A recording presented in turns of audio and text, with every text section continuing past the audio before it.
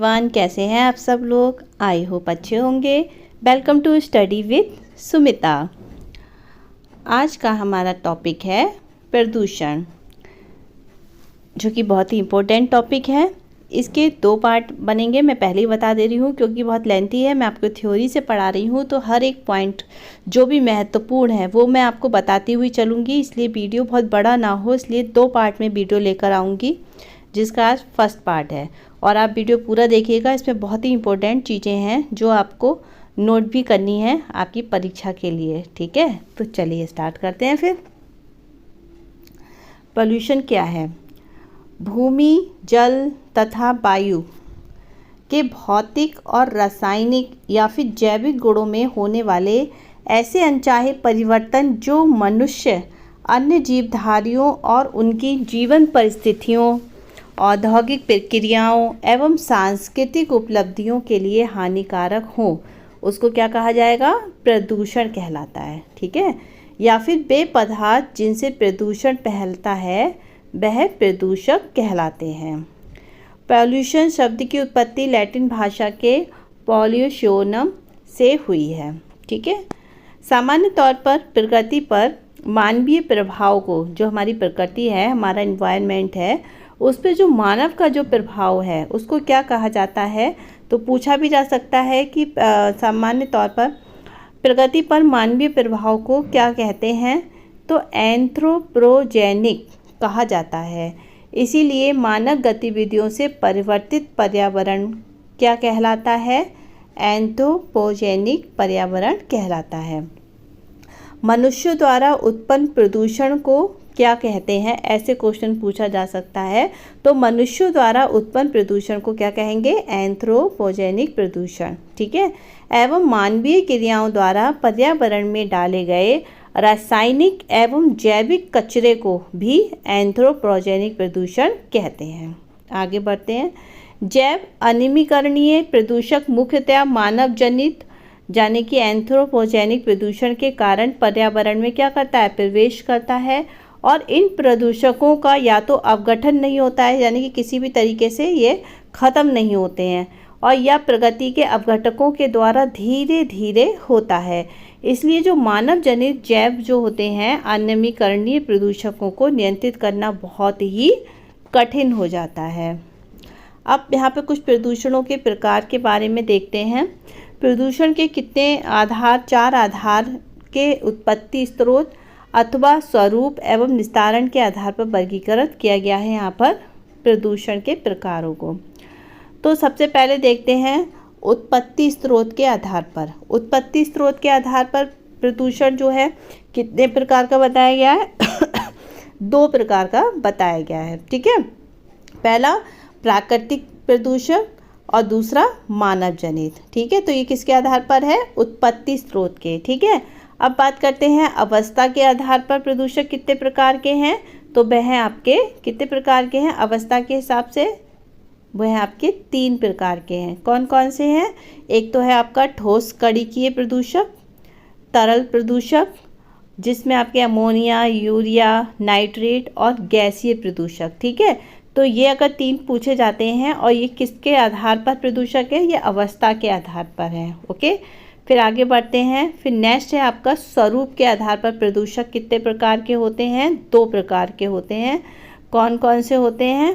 प्राथमिक प्रदूषक, ठीक है, जिसमें आपके डीटीटी, प्लास्टिक, CO2, CO, और द्वितीयक प्रदूषक जिसमें अमोनिया, ओजोन वगैरह आता है।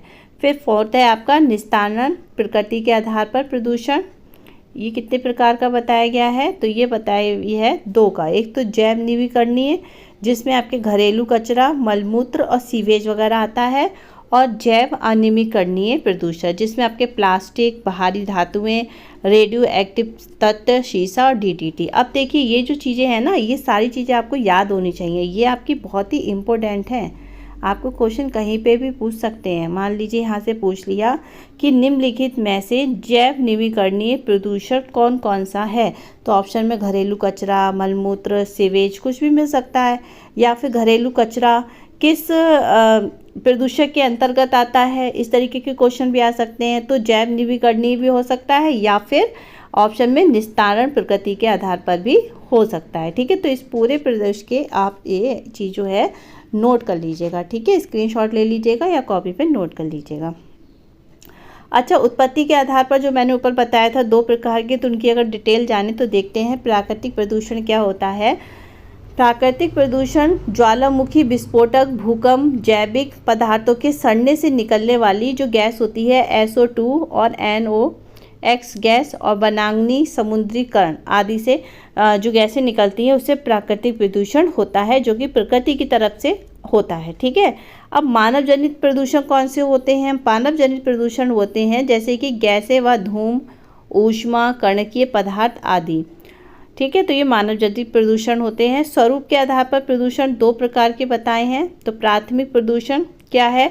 इसमें मूल रहकर प्रदूषण फैलाते हैं वे प्राथमिक प्रदूषक कहलाते हैं, जैसे कि DDT, CO2, CO, plastic, SO2, NH3, NO2, कणकाय पदार्थ जो हैं आपके वोलेटाइल और ऑर्गेनिक कंपाउंड आदि। द्वितीयक प्रदूषण में आपके वातावरणीय पदार्थों से अंतःक्रिया से उत्पन्न, जो वातावरण में जो पदार्थों का हम यूज करते हैं, जिन चीज़ों का यूज करते हैं और उनके द्वारा जो उत्पन्न प्रदूषण होता है, ठीक है, वह द्वितीयक प्रदूषण कहलाता है। अब जैसे कि इसमें आपके आता है ओजोन, सल्फर डाइऑक्साइड और सल्फ्यूरिक अम्ल और हाइड्रोजन।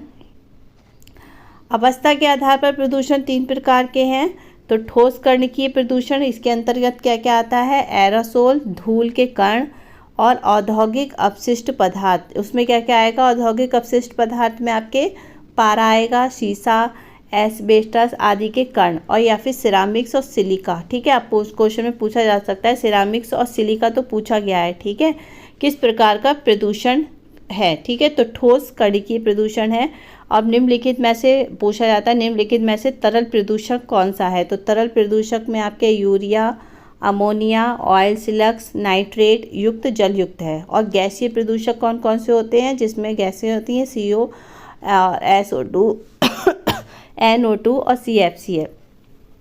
अब निस्तांतरण जो आपका चौथा था, इसकी प्रगति के आधार पर प्रदूषण 2 प्रकार के बताए थे। सूक्ष्म जीव द्वारा अपघटीय प्रदूषक, वे पदार्थ जो सूक्ष्म जीवों द्वारा अपघटित होकर अपने विषाक्त प्रभाव को खो देते हैं, अपघटीय प्रदूषक कहलाते हैं, जैसे कि बहित मल, सेविये और अपशिष्ट पदार्थ। ठीक, इसके बाद में अनअपघटनीय या फिर जैव अनिमीकरण प्रदूषण क्या होता है? ऐसे प्रदूषक जो होते हैं जो सूक्ष्म जीवों द्वारा अपघटित नहीं हो पाते हैं और अनअपघटीय प्रदूषकों को कहलाते हैं। यह आरंभ से ही हानिकारक होते हैं, जैसे कि जहरीली भारी धातुएं जिसमें शीशा है, पारा है, आर्सेनिक है, कैडमियम है, निकेल, मैग्नीज, लोहा, तांबा, जस्ता, फिनॉल आदि। ठीक है, ये सब किसके अंतर्गत आते हैं? जैव अनिमीकरण प्रदूषण के अंतर्गत आते हैं। चलिए अब बात करते हैं प्रदूषकों को ओडम ने 1976 द्वारा 2 वर्गों में जैव अपघटीय और अनअपघटीय विभाजित किया था। तो इसको याद रखिएगा कि प्रदूषकों को कितने वर्गों में विभाजित किया गया था? तो 2 वर्गों में किया था। कौन सी सन में हुआ था? 1971 में। अच्छा, अब मेन प्रदूषण के प्रकार। तो प्रदूषण के प्रकार कौन कौन से होते हैं आपके? वायु प्रदूषण, जल प्रदूषण, मृदा, ध्वनि, रेडियोधर्मी, ठोस, ताप, विद्युत और अपशिष्ट, प्लास्टिक और जैव। इनके बारे में हम 1 बाय 1 पढ़ेंगे। ठीक है, जिनके आज थोड़ा पढ़ेंगे, बाकी के नेक्स्ट वीडियो में। तो सबसे पहले वायु प्रदूषण की बात करते हैं। ये आपका मोस्ट इम्पोर्टेंट टॉपिक है क्योंकि इस टॉपिक से बहुत क्वेश्चंस आते हैं। ठीक है, इसको देखे रहिए। जब मानवीय अथवा प्राकृतिक कारणों से गैस की निश्चित मात्रा एवं अनुपात में अवांछनीय परिवर्तन हो जाता है या वायु में इन गैसों के अतिरिक्त कुछ अन्य विषाक्त गैस या फिर कणकीय पदार्थ मिल जाते हैं, तो वहाँ पे क्या हो जाता है? वहाँ पे आपके वायु प्रदूषण हो जाता है। लाइकेंस वायु प्रदूषण के सबसे अच्छे सूचक होते हैं। अब पूछा जाए कि वायु प्रदूषण के सबसे अच्छे सूचक कौन से होते हैं या क्या है? तो लाइकेंस है। ठीक है, लाइकेन का निर्माण किससे होता है? तो लाइकेन का निर्माण शैवाल तथा कवक के द्वारा होता है। इस पॉइंट को याद रखिएगा, नोट कर लीजिएगा। वायु प्रदूषण की रोकथाम, नियंत्रण और उन्मूलन के उद्देश्य से सन 1981 में संसद द्वारा एक वायु अधिनियम लागू किया गया था। वायु प्रदूषण के नियंत्रण और उसके लिए। तो पूछा जाए वायु प्रदूषण के निवारण के लिए जो है कानून कब लागू किया गया था, 1981 में किया गया था। ओके, वायु प्रदूषण को उनके स्रोत के आधार पर 2 वर्गों में विभक्त किया गया है, एक तो गैसीय और दूसरा कणकीय।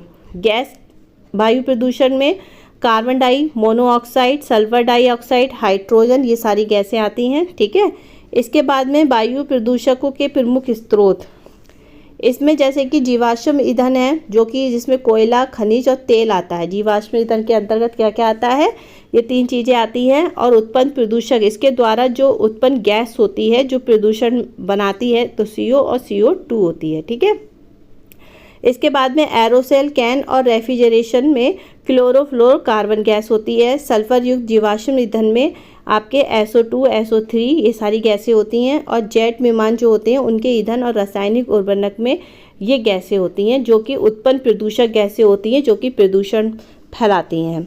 सूती वस्त्रों के विरंजन में कौन सी गैस होती है, क्लोरीन होती है। ठीक है, गिलरॉल या तेल के ताप द्वारा वियोजन में अल्डेहाइड गैस होती है। और धान के खेत जो होते हैं और जुगाली करने वाले जो लोग होते हैं जो उसको उड़ाते हैं, उसमें जो गैस निकलती है वो मीथेन गैस निकलती है, जो कि हमारे वातावरण के लिए बहुत ही हानिकारक होती है।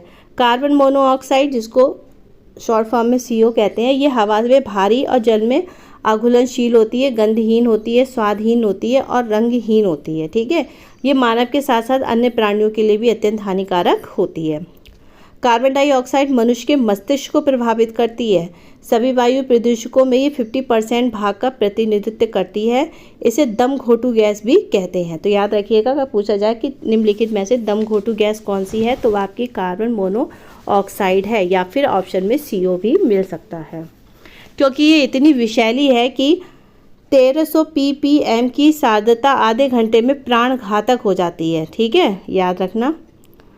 ये कार्बन के अपूर्ण दहन के फलस्वरूप उत्पन्न होती है और इसकी सर्वाधिक मात्रा जो है मोटर वाहनों से निकलने वाले धुएं से उत्पन्न होती है। ठीक है, अब क्वेश्चन में ये भी पूछा जा सकता है कि मोटर वाहनों से निकलने वाले धुएं से उत्पन्न होने वाली गैस कौन सी होती है, तो वह आपकी कौन सी होती है, CO होती है।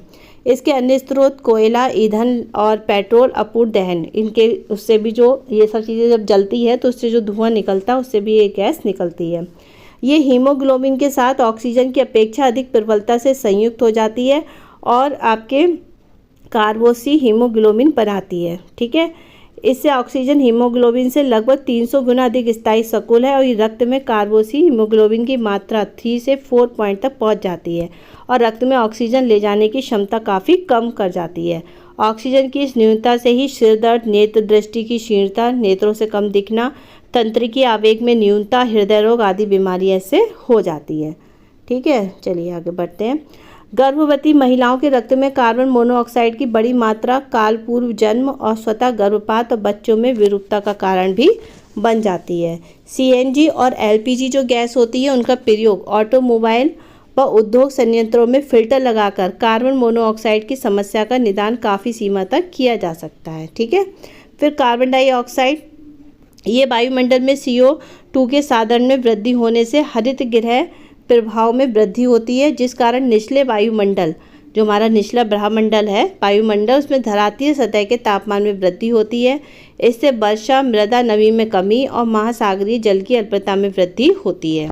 हिमटोपियों और महाद्वीपीय हिमनद का पिघलना आदि विनाशकारी घटनाएं भी घटित हो रही हैं। भूमंडलीय ताप वृद्धि के कारण बहुत से संक्रामक रोग होते हैं, जैसे कि डेंगू, मलेरिया, पीत ज्वर, निद्रा रोग में वृद्धि होती है।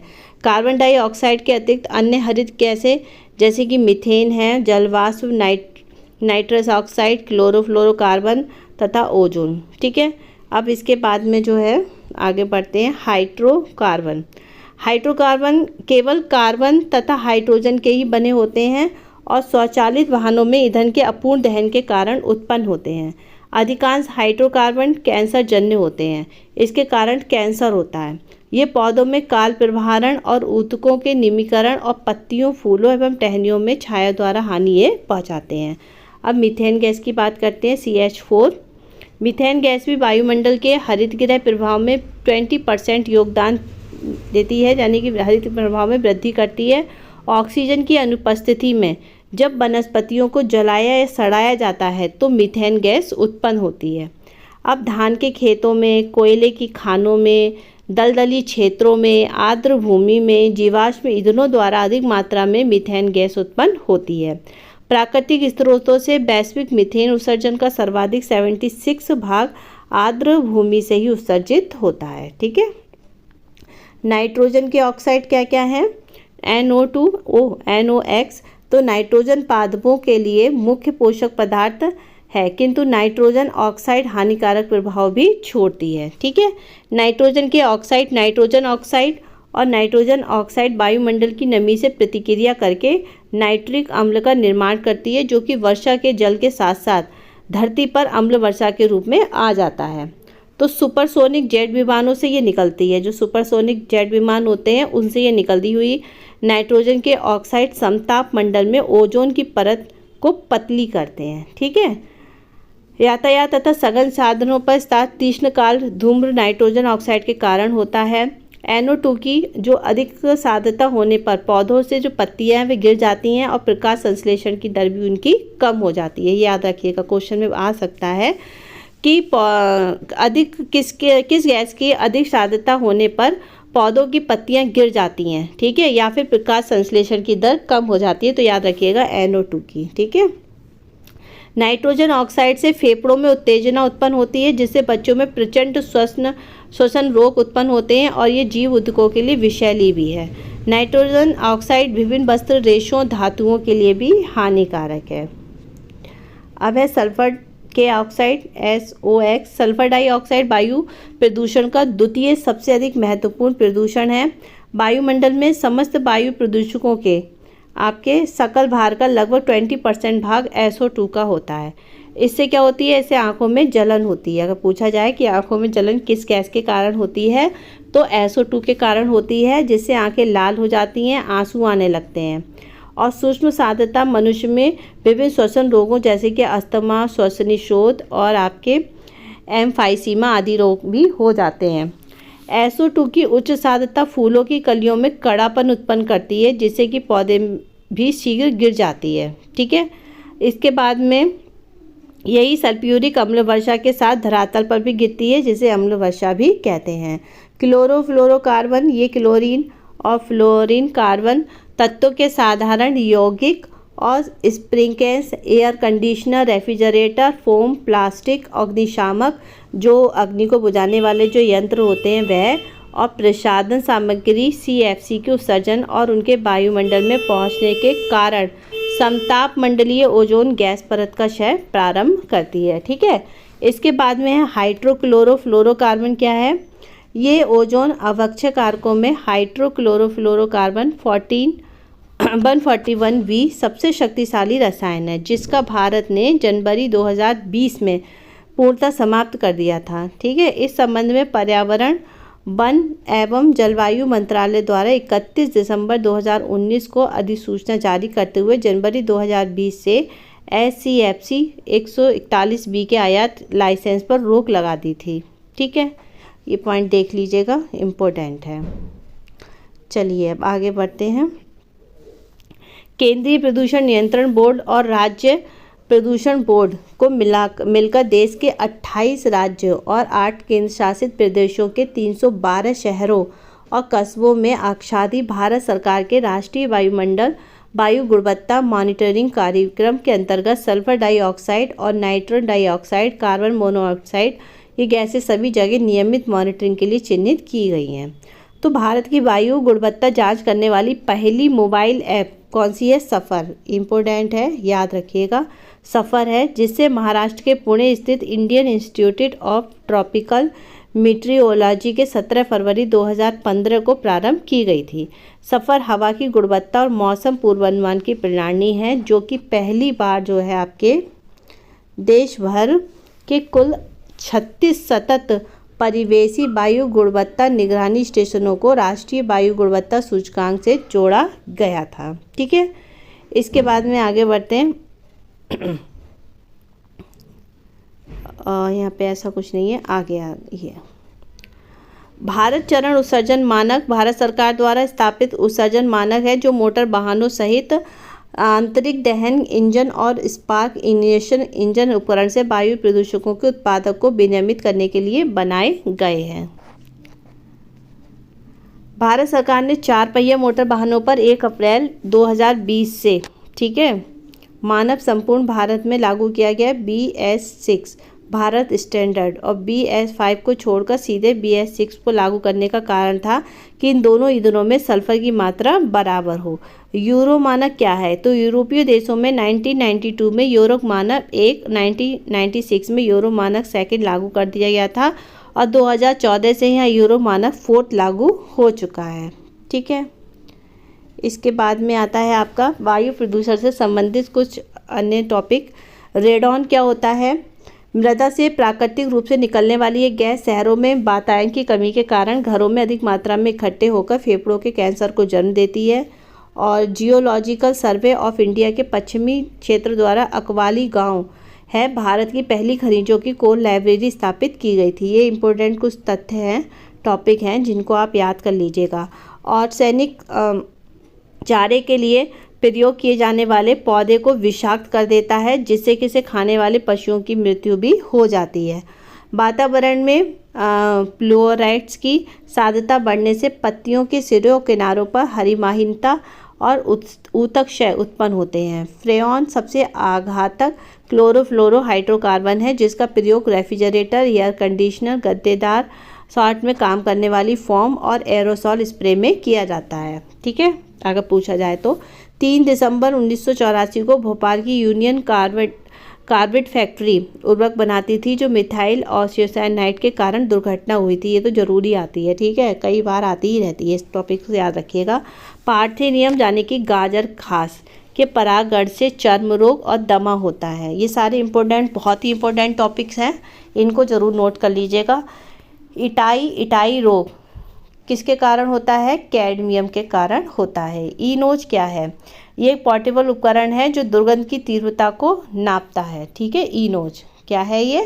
ये एक पोर्टेबल उपकरण है जो दुर्गंध की तीव्रता को मापता है। इसके विकास का मुख्य उद्देश्य लुगदी एवं कागज उद्योगों में काम कर रहे हजारों कामगारों के स्वास्थ्य की रक्षा करना है। तो हाइड्रोजन सल्फाइड मेथिल उत्सर्जन जो होता है उसे सूंघकर अस्थिर कार्बनिक यौगों और उद्गारी पदार्थों का पता ये लगाता है, ठीक है। हरित डीजल यूरो 4 मानक का डीजल है। अम्लीय वर्षा के जल का pH मान 4.2 से कम होता है। सिलिका तथा एस्बेस्टस के धूल कणों में सिलिकोसिस तथा एस्बेस्टोसिस नामक रोग होता है। और 50 माइक्रोमीटर से कम व्यास वाले कणकीय पदार्थों को पृथक करने के लिए बैग फिल्टर का प्रयोग किया जाता है, ठीक है। आगे देखते हैं। 50 माइक्रोमीटर से बड़े आकार वाले कणकीय पदार्थों को फिल्टर करने हेतु साइक्लोक्लोन और सेपरेटर, साइक्लोन कलेक्टर और वेट स्क्रबर नामक उपकरणों का प्रयोग किया जाता है। जलवायु एवं स्वच्छ वायु गठबंधन, तो ये तो नहीं, यहाँ पे देख लीजिए। CNG का मुख्य घटक क्या है? मीथेन है। फ्लाई ऐश क्या है? एक प्रदूषक दहन उत्पाद है जो कोल यानी कि पत्थर के कोयले को जलाने से प्राप्त होता है। एशियाई भूरा बादल 2002 दक्षिण एशिया में फैला था। इंडोर वायु प्रदूषण का सर्वाधिक महत्वपूर्ण प्रदूषक रेडॉन गैस है। रेडॉन एक रंगहीन, गंधहीन, रेडियोएक्टिव अक्रिय गैस है। सिगरेट के धुएं का मुख्य प्रदूषक कौन सा है? कार्बन मोनोऑक्साइड, जिसके अतिरिक्त इसके धुएं में हाइड्रोजन साइनाइड, नाइट्रोजन ऑक्साइड जैसी गैसें, फॉर्मल्डिहाइड, एक्रोलीन, बेंजीन जैसे अस्थायी रसायन भी पाए जाते हैं। जनवरी 2019 में केंद्रीय पर्यावरण और वन जलवायु परिवर्तन मंत्रालय द्वारा राष्ट्रीय स्वच्छ वायु कार्यक्रम NCAP लॉन्च किया गया था। इसका उद्देश्य व्यापक रूप से वायु प्रदूषण की समस्या से निपटाना था और इसका लक्ष्य 2017 की तुलना में 2024 तक PM10 और PM 2.5 की सांद्रताओं से 20 से 30% तक इसकी कटौती करना है, ठीक है। चलिए आगे बढ़ते हैं। आज के लिए इतना ही है। इसके आगे की जो भी इम्पोर्टेंट चीज़ें हैं उसको मैं कल बताऊंगी। जल प्रदूषण और जो भी प्रदूषण रहेगा जो मैंने स्टार्टिंग में आपको बताया था उनके बारे में हम कल चर्चा करेंगे। अगर वीडियो अच्छा लगा हो तो लाइक ज़रूर करिएगा और वीडियो को शेयर कर दीजिएगा, कमेंट में बताइएगा कि कैसा लगा। कल फिर मिलती हूँ नेक्स्ट वीडियो में, तब तक के लिए बाय बाय, टेक केयर।